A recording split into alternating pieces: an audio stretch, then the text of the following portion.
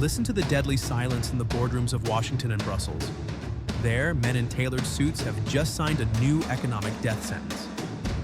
They smile, confident that by tightening loan conditions and cutting off the supply of spare parts, they will bring an entire nation to its knees.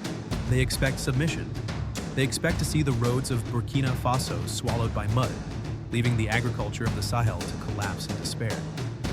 But today, if you stand in the scorching heat of Ouagadougou, the sound you hear is not the sigh of defeat. It is the earth-shattering roar of 764 steel beasts. A machine rebellion has begun, and it is sending shockwaves through the old corridors of power. If this story of self-reliance makes you proud, press like so, the world can witness the strength of Africa. For decades, the global trade system was designed with a cruel rule. Africa could buy machinery but was never allowed to own it. We bought excavators from Paris and bulldozers from Berlin, but when a single iron chain broke, we had to beg for their permission to fix it. They held the soul of our machines hostage to shackle our development, but Ibrahim Traoré has decided to shatter those chains forever.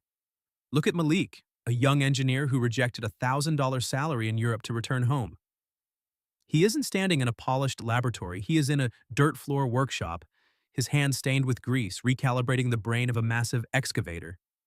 When Western corporations refused to provide source codes and spare parts, Malik and local mechanics did the unthinkable. They forged their own steel, they rewrote the control software, and they transformed 764 imported machines into a fully self-reliant army. While international analysts predicted this fleet would rust away within 90 days, the reality is a slap in their face. 1,000 kilometers, then 5,000 kilometers of asphalt are taking shape, connecting forgotten lands. These roads were not built with foreign debt. They were built with sweat and dignity.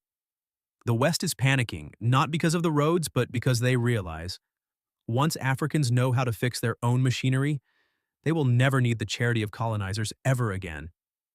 The myth of African incompetence has been incinerated in the roaring furnaces of Burkina Faso. Finally, look at the image of a father leading his son down a brand new, smooth road. He doesn't need to explain national debt or sanctions to the boy. He only needs to point at the tread marks in the asphalt and say, "Son, this road belongs to us. And from now on, no one can block the path we choose to walk." The industrial revolution of the Sahel is not just about asphalt and concrete.